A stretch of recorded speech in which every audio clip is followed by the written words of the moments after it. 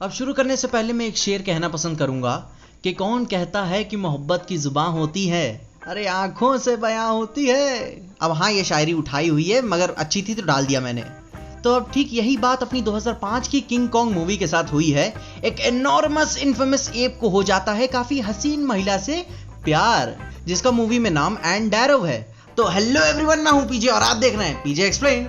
अब वैसे तो किंग कॉन्ग मूवी के सिनेमा इतिहास के बारे में जाने तो 2005 के पहले 1933 की किंग कॉन्ग मूवी, जिसका ये 2005 वाला रीमेक बना है, उसमें किंग कॉन्ग को एन से प्यार नहीं होता। उसका वो एलिमेंट मूवी में जरूर रहता है मगर प्यार नहीं होता। लेकिन 2005 की मूवी के डायरेक्टर पीटर जैक्सन ने एक सोल्यूशन निकाला कि इस मूवी में एक बंदर को हो जाता है लड़की से प्यार और लड़की को भी हो जाता है बंदर से प्यार। अब ऐसा क्यों? इक्वालिटी भाई, मोहब्बत का मजा तभी आता है जब वो दोनों तरफ से हो। खैर, अब सबसे पहले ये सवाल पैदा होता है कि किंग कॉन्ग को एन के अंदर ऐसा क्या दिखा कि उसे प्यार हो गया।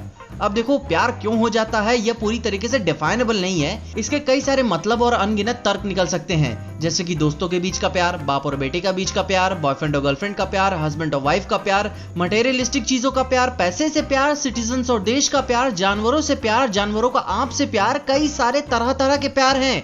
लिस्ट कभी खत्म ही नहीं होने वाली। मगर हमें यहाँ एक बात तो पता है कि यहाँ प्यार किस तरह का है। अब मैंने बता ही दिया कि एप को लड़की से प्यार हो जाता है और लड़की को एप से। अब देखो, हम सबसे पहले मूवी में एन के प्यार के पर्सपेक्टिव को समझते हैं कि वो किस तरीके का प्यार करती है कॉन्ग से।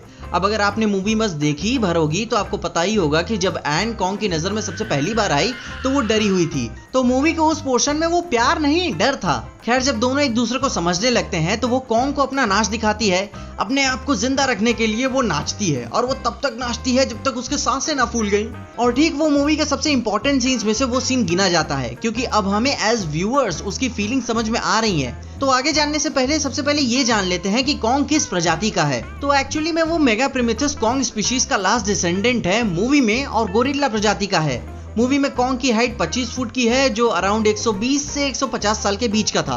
अब जो बात आपको पता चली गई है कि लेजेंडरी कॉन्ग एक गोरिल्ला प्रजाति का है, तो इसकी पर्सनैलिटी को भी हम गोरिल्ला से जोड़ के देख सकते हैं। तो अगर आपको जानकारी ना हो तो बता दूं, गोरिल्लास बहुत ही आदर्शवादी जानवर हैं। वो अपने से छोटों पे अपना जोर नहीं अपनाते। स्पेशल केसेस की बात छोड़ के अगर आप उसे चैलेंज ना करें तो गोरिल्लास के आदर्शवादी होने के साथ साथ वो डोमिनेंट भी नजर आते हैं, क्योंकि उन्हें यह बात बिल्कुल भी नहीं पसंद कि उनके सामने कोई छाती चौड़ा करके उनकी आंखों में आंखें डाल के देखे, क्योंकि इस बात से वो अपने आप को चैलेंज्ड फील करते हैं। अगर आपका कभी भी दुनिया में गोरिल्ला से एनकाउंटर हुआ तो अपने आप को सबमिसिव कर देना, मतलब कि झुक जाना, घुटने टेक देना, जरूरत पड़ी तो तलवे भी चाटना, मगर कभी भी उसे डराना या चैलेंज्ड फील मत कराना, क्योंकि गोरिल्लास का एक पंच ऑन एन एवरेज 900 किलो तक का जाता है और वो अपने दोनों हाथों का इस्तेमाल करते हैं। यहाँ तक कि गोरिल्लास की बाइट लायंस की बाइट से डबल डेंजरस होती है। अब चलिए, ये सब बात तो पता चली गई कि ये जानवर कितने डेंजरस होते हैं, मगर सब थोड़ी ना होते हैं। जैसे कि हर एक इंसान की अपब्रिंगिंग, किस माहौल में वो बड़ा हुआ है, उसका चरित्र कैसा है, कई सारी बातें मैटर करती हैं। ठीक वैसे ही इनमें भी और कॉन्ग में भी ये सब बातें मैटर करती हैं। मगर भाई, अपने कॉन्ग से तो डर के ही रहना चाहिए,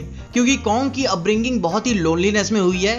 काफी सालों से वो अकेला है और उसे प्यार करने वाला कोई नहीं, उसके पास रहने वाला कोई नहीं। अब इतने सालों से एक आइलैंड पे आइसोलेशन में अकेले, भाई कोई भी आदमी पागल हो जाएगा। ये तो फिर भी एक जानवर है। कॉन्ग की पर्सनैलिटी बाकी किसी भी गोरिल्ला से बहुत ही डिफरेंट है, क्योंकि भाई वो एक ऐसे आइलैंड पे रहता है जहां डायनासोर्स अभी भी जिंदा हैं। अपने ऑर्डिनरी इंसेक्ट्स भी इतने बड़े हैं कि मानो कोई डरावना सपना हो। इंसानों की बात तो बहुत दूर की है, वहां के जानवरों तक का वहां सर्वाइव करना बहुत ही मुश्किल है। तो भाई, स्कल आइलैंड के एनवायरनमेंट का भी बहुत ही गहरा प्रभाव कॉन्ग पे पड़ता है, क्योंकि वो उस आइलैंड पे दशकों से अकेला है। कोई प्यार करने वाला नहीं, कोई ख्याल रखने वाला नहीं, कोई ऐसा साथी नहीं जिसके साथ वो खेल सके। आई एम श्योर जब कॉन्ग इतना अकेला रह ही चुका है तो उसने सैडनेस और डिप्रेशन भी झेला होगा, क्योंकि कोई मोरल सपोर्ट नहीं है उसके पास। सिंपल भाषा में कॉन्ग एक ग्रोन अप बेबी है। अब ग्रोन अप बेबी को ऐसे समझ सकते हो कि जब मूवी में एन इस सीन में थक चुकी है और कॉन्ग को एंटरटेन करने से मना कर देती है, तो कॉन्ग किसी बच्चे की तरह गुस्सा हो जाता है, चिल्लाने लगता है, सारी चीजें तोड़ने फेंकने लगता है। तो ठीक यही बात उसे ग्रोन अप बेबी होने का सबूत देती है। तो आप इधर एक बात समझे, वो बस खुश रहना चाहता है। उस आइलैंड पे हर एक दूसरी चीज उसकी जान लेने पे तुली हुई है, तो खुश कहां से रहेगा वो? तो बस उस पूरे आइलैंड पे वो एन ही थी जो उसे थोड़ा खुश रखती थी। कुछ समय के लिए ही वो अपना दुख भूल जाता था और अपनी वो उस प्यारी चीज को खोना नहीं चाहता था जो उसे खुशी देती है। वो उसे प्रोटेक्ट करने के लिए, अपने पास रखने के लिए वो सब कुछ करेगा जो उसे करना पड़े, चाहे उसे अपनी जान ही क्यों ना देनी पड़े। और इस मूवी में यही प्यार है। एक एक्चुअल बीस्ट को ब्यूटी से प्यार हो जाता है। वो ये बात समझ चुका था कि सारे इंसान खराब नहीं होते, वरना एंड को वो दूसरी मुलाकात में ही मार चुका होता। वो जान चुका था कि कुछ तो अच्छा है इसमें, जो उसे पसंद है हमें भी पसंद है। तो भाई ओवरऑल बात यही है कि कॉन्ग का प्यार ऐसा था जैसे कि किसी कुत्ते का उसके मालिक से होता है। वो आपके साथ खेलेगा, आपको खुश रखेगा, कभी कभी तो आपको इमोशनल सपोर्ट भी देगा, और जरूरत पड़ी तो अपनी जान की परवाह किए बिना आपकी भी जान बचाएगा। और अराउंड द वर्ल्ड एक्चुअल में रियल लाइफ एनिमल्स की और ह्यूमंस की ऐसी कई सारी कहानियां हैं जहां जानवरों ने मरते दम तक इंसानों का साथ दिया और मरने के बाद भी साथ दिया। जब आप किसी के साथ इमोशनली अटैच हो जाते हैं तो वो उस इमोशन को आप खोना नहीं चाहते, और मूवी में यही प्यार था। काफी खूबसूरत मोमेंट था कॉन्ग के लिए।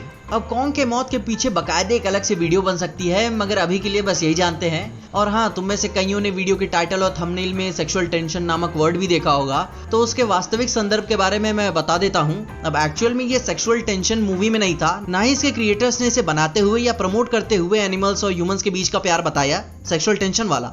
अब ये सेक्सुअल टेंशन वाला वर्ड हम व्यूअर्स ने ही इस मूवी के लिए चुना है, क्योंकि मैंने अपने पहले की वीडियोस में एक बात बोली ही है, मानव जाति सबसे कामयाब जाति होने के साथ साथ सबसे नीच जाति है। और ये बात किंग कॉन्ग मूवी खुद दिखाती है। मूवी में ऐसा कहीं डायलॉग नहीं है, मगर दिख जाता है। खैर, आप क्या सोचते हैं कॉन्ग और एंड के प्यार के बारे में? आपको कौन सी बातें पसंद आई और कौन सी नहीं? या फिर कॉन्ग के प्यार में गिरने का और कोई रीजन आपको पता है, या फिर लॉजिक लगाते हो तो कमेंट्स में उसके बारे में मुझे जरूर बता दो। इसके अलावा अगर आपको इस वीडियो में देख के कुछ भी अच्छा लगा, खुशी हुई या मजा आया, तो लाइक मार दो इस वीडियो को। इस चैनल पे कहीं से भी नए आ गए हो तो सब्सक्राइब तो मार ही देना इस चैनल को। और अगर वीडियो ज्यादा ही अच्छी लग गई तो अपने दोस्तों शेयर कर देना। मेरे इंस्टाग्राम और ट्विटर हैंडल्स आपको नीचे ही डिस्क्रिप्शन में मिल जाएंगे। और देखते रहिए पीजे एक्सप्लेन।